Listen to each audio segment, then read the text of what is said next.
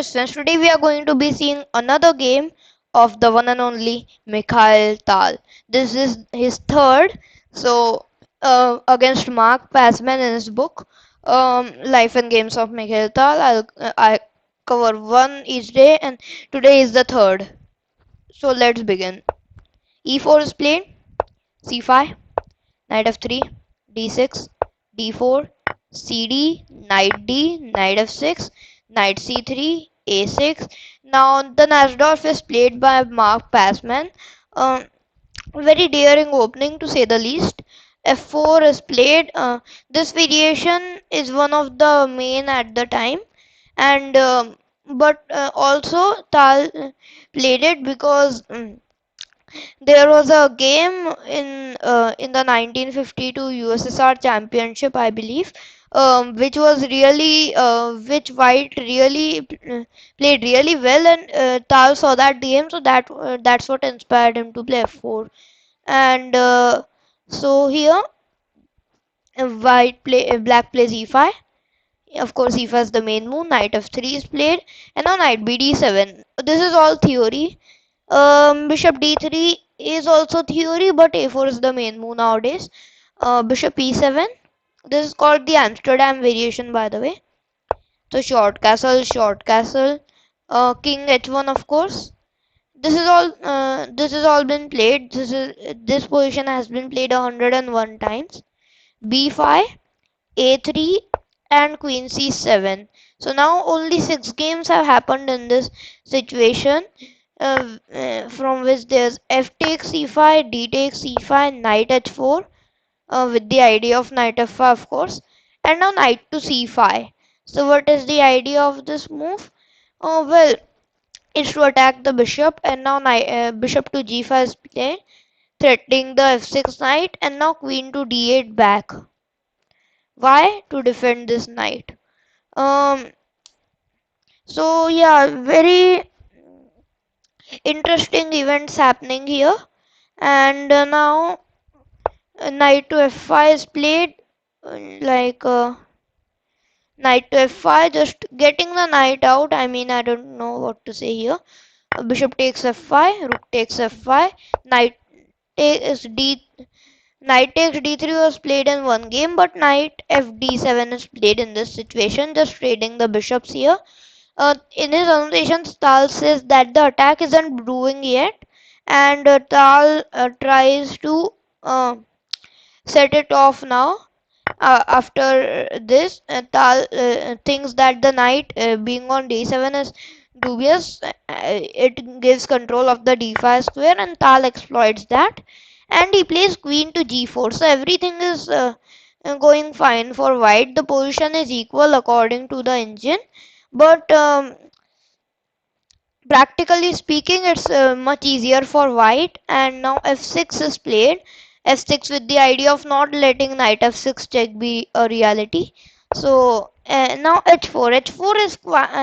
H4 is not that great of a move. White should just have retreated and maybe just play rook h3, something like that.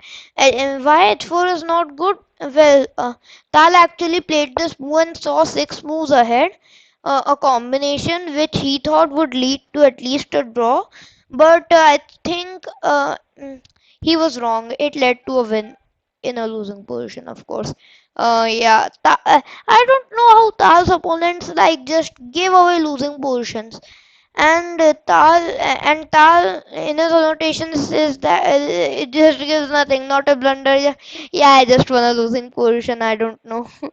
King to h8 is played, rook to f3, f5, and this is all calculated by Tal, by the way.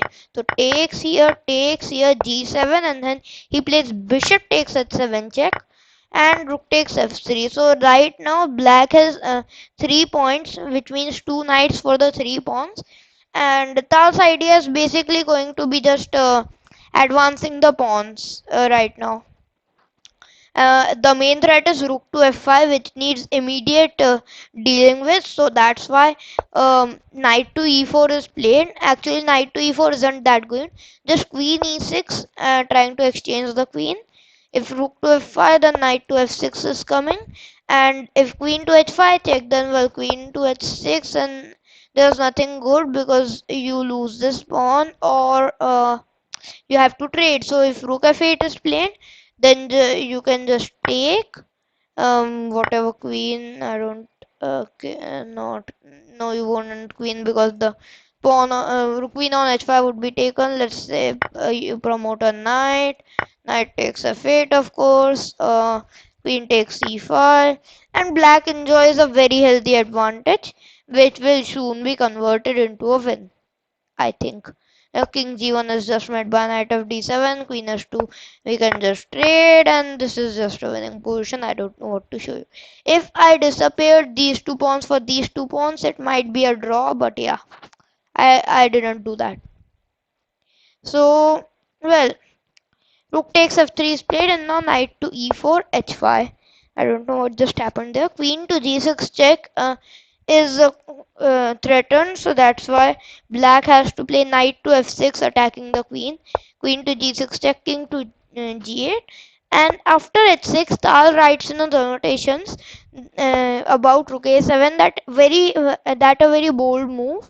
Black should have just gone with the draw after knight to h7, and like in this type of scenario here. But well, that time Tal annotated this in like 1970 something, and that time the engine wasn't really there, so there are some errors in the annotation. Like this position is still winning for black.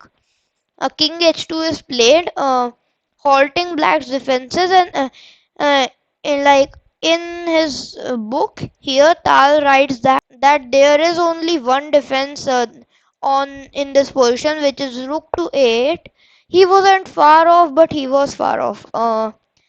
Yeah, rook to e7 is played, which is just what?